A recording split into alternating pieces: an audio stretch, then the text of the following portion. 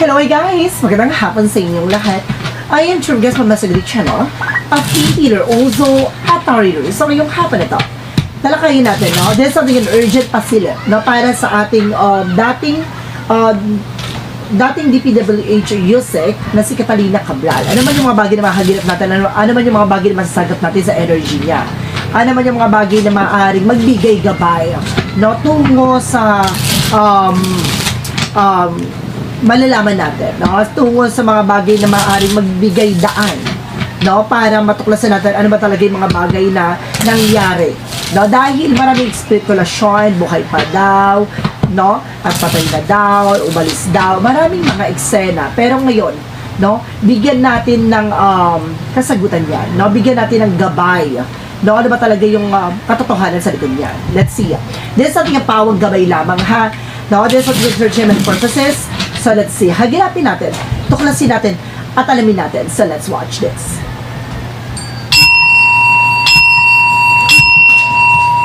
Angel Spirit, please give me information po. Ano kaya gusto sabihin ng ating mga gabay? Okay, so there's a Page of Pentacles. So there's something a plan, no? Merong mga bagay na nangyari tungkol sa kanya, no? Na may related about sa pera. Let's see additional messages. No, may plano eh. And there's a Three of Pentacles. Oh, there's something, a Three of Pentacles, there's something, a teamwork. Na meron talagang, kumbaga, plano. No, or meron talagang nagkaroon ng plano. And of course, there's a justice. No, pero makakamit pa rin ang hustisya. No, may mga bagay na maaaring, kumbaga, magdala ng balanse at katotohanan. The justice is something, a good karma. And there's something that serves with the sabotage. Na meron talaga. Okay guys, pasensya na full storage tayo. No, magbalik tayo. With the Ten of Swords with the sabotage, na meron ditong sumabotahe. No, meron ditong tumaydor. No? And if there's another, because there's something an offer. No, pero meron ditong parang may apology ako nasa sense. Na may hihingi ng tawad. No, may maghihingi ng kapatawaran. Oh, additional messages. And if there's something at Seven of Pentacles, Seven of Cups, there's something confusion, na may mga bagay na parang magulo, no, sa situations na to, o may mga bagay na maaring nagpapagulo. What is the Page of Pentacles? So, represent with the Queen of Swords. There's something clear about this. Ay, nilinis, no? Kumbaga may plano kasi, no, si Cabral, no, na magbigay ng information. So, ibig sabihin, inunahan siya. So, mayroon talaga siyang i-float dapat. And there's a Four of Wands. So something, pauwi na siya. There's something homecoming. Na pauwi na dapat siya ng kanilang tahanan. Pero, kumbaga, pinlanuhan. Na pinagplanuhan talaga. So what is the Justice card? Now, the Justice represent with the Six of Swords. There's a transition. Now, there's something na parang unti-unti na magbabago ang sitwasyon. No? Unti-unti na raw kakalma. At makakamit talaga yung justisya with the Ten of Swords. Represent with the Page of Swords. Or there's a spy looking, watching. Na meron talaga nagsubaybay sa kanya. May nagtik-tik talaga sa kanya. No? Bago to magawa ng eksena, meron talaga nagtik-tik sa kanya. What is the Knight of Cups? Represent with the Empress card. No? Babae. No? Meron itong babae na maaring humingi ng kumbaga apology. Something. No? And there's a High Priestess with a hidden agenda, and there's a hidden enemies, no? Meron ditong tungkol sa isang bagay na nagpagulo sa eksena, or meron ditong bagay na maaring lumabas na maraming informasyon, pero kumbaga pinilit itago, no? Merong bagay na parang may hidden agenda, no? Oh my God. No, let's see additional messages with the Page of Pentacles because the Page of Swords. Now, there's a Five of Wands. No, see, I told you, lilinis na. Kasi magsisilbing komplikasyon siya eh. No, kasi parang meron ditong bagay na parang i-betray niya. No? Kumbaga, inunahan siya. Additional messages. So, there's a Three of Wands. Pero lalabas pa rin ang katotohanan dito. Now, waiting for a ship. Now, lalabas pa rin ang information with the Two of Pentacles na maging balanse lang daw o magiging balanse na ang situation. No? Additional messages. And there's something is one. So may mga plano, no? Talagang pinagplanuhan talaga din siya talaga dito. May mga plano din pang darating, no? May mga plano pang lalabas dito o may mga information pang maaring lumabas. And there's a Eight of Swords na meron dito maiipit na babae, no? Meron ditong babaeng maiipit sa eksena na to.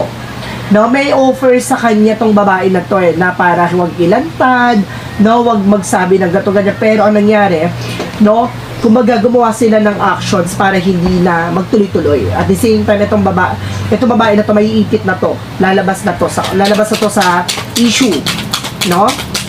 And there's a negative one. So there's something information. Ay, nakapag-message siya, meron siyang sinabihan o may iniwanan talaga siyang information. No, kasi parang nararamdaman niya na may hidden agenda sa kanya. What is the outcome? There's a Knight of Wands. So meron talaga nagmatsyag at nagsubaybay. May nakakita, no? Meron ditong nakakita or meron ditong nakakaalam. May witness talaga. And there's a Four of Pentacles, no? Meron dito kasi kaya ito ginawa kasi para mayroong ingatan. No, merong pinag-iingatan dito or kumbaga iniingatan. And of course, there's something, the Fool card. No, there's something, a leap of faith. No, talaga pinapakita dito na magkakaroon ng bagong eksena at bagong simula. There's a new beginning na pagdating sa hustisya. And there's the world. No, meron talagang tungkol sa international with the world o meron ditong tungkol sa ibang bansa. No, kumbaga meron ditong kumbaga, sumabotay at tumaydor sa kanya, there's a spine looking, watching. May plano, no, na maumalis ng bansa pero hindi natuloy o maaring nakaalis ng bansa, ganon. Additional messages. So, there's a Knight of Wands for slow and steady. No, unti-unti nang lalantad tong babae na to. Kung sino tong tao na may ipit dito. May chance dito na makulong ha. With a page of Cups, may intuitions, no? Meron ditong, kumbaga, hinihinalaan na. No, meron ng pinagsususpetsahan kung sino itong tao na to. No, ang related dito. There's something a part of the Queen of Fortune with the turning back, no? Talagang there's a destiny to happen. Ito na, i-clarify na natin kung si Catalina Cabral ba ay buhay o shaggy na ba talaga. Alamin natin to, guys.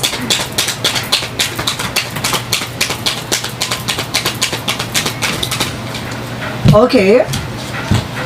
Ay, so there, okay. Shaggy na talaga siya with a higher five. Now, there's something education, there's something religious with a judgment. May paalala lang dito, no? Na parang pinapakita na kumbaga kailangan niya ng sapat na dasal. No, kumbaga nanghihingi ng dasal. No, with the Ace of Pentacles. May tungkol talaga about sa pera eh. No, may tungkol sa pera dito na maaaring maungkat. At meron din dito maiipit. No, may maiipit daw dito na mag-asawa. There's the lovers. No, mayroong mag-asawa dito na maiipit. At mag-asawa na to maaaring isusunod nila. No? I feel, di ba nasa nakaraan din dito, lumabas din to, there's the lovers. Binapaalalahanan dito with the judgment. No? Parang nakaplan na to na may tungkol about sa corruption with the Ace of Pentacles. Malaking pera kasi malaking involved So, meron dito maiipit na dalawang babae, dalawang mag-asawa na to. Sila ang isusunod na eksena. Mag-ingat po ha. No, I feel something kasi ito mag-asawa nito kaya mag-ingat na, i-secure na sila. No, at maaaring kailangan nila mag-slope na agad-agad dahil sila na pala ang susunod na eksena. Additional messages. Ano naman yung mga bagay na mahahagilap pa natin, no, sa ating dating music DPWH. Now, this is the King of Swords. There's a stop the pattern. No, may lalaki ditong puputulin ng eksena. No? Kumbaga, inano kagad No, talagang kumbaga, alam na masasaktan siya, alam na may ipit siya, kumbaga, pinutol niya na. And this is on the Emperor. See, related about sa dating president. This is something Emperor, something boss. May boss talaga dito. And there's a Moon card with a revelation. Na may tungkol sa revelasyon. May mga bagay na marireveal talaga. No? Merong boss. Lalaki. Additional messages. Oh, there's a devil with a star card. So, ibig sabihin nito, no, masama ang plano nila. The star card something a wish fulfillment. The devil card something a devil. So, mayroong hinihiling or may plano silang gawin na masama, no? Meron talaga masamang plano dito tungkol sa eksena. So, may mga bagay dito na napapaloob dito tungkol sa kanya na pinagplanuhan talaga siya, ganon. At the same time, hindi lang siya. Meron pang susunod na eksena daw. Ay. Additional messages tayo. No, makakamit ba ni Catalina Cabral ang hustisya? At the same time, magiging maayos na ba? Ang makuklose na ba itong issue na to? So, there's a death card. Matatapos na. Talagang there's a death card with an ending. No, talaga na shaggy talaga siya. No, there's a Queen of Cups. No, mayroon kasi etong babae na to, no? Kaya matatapos to kasi yung babae na to ay maaaring kumbaga malantad na. There's a sabi once, may protector, meron dito puprotekta yung babae daw. No, malalantad na tong babae na to. No, magaling siya maglaro in fairness And there's the Nine of Cups. No, there's something a wish fulfillment. May bagay siyang gustong mangyari. No? Kumbaga, oh my God, I feel something na bago siya masyegi daw. No, itong si Catalina Cabral. No, meron siyang bagay na gustong gawin. No? At itong bagay na to ay naproteksyonan niya naman. So, ibig sabihin dito, may information siyang nailabas, nailantad. At the same time, meron siyang, kumbaga, documents or papers na magpapatunay na kung sino talaga yung pinakapunot dulo nito na corruption. Additional messages. Excuse me, guys. One more messages pa tayo. Now, there's a Five of Pentacles. No?